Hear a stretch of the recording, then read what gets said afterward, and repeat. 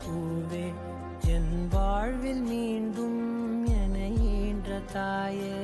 கண்ணோடு இமையாய் சுகமான சுமையாய் இரு கையில் ஏந்தி தாளாட்டுவேன்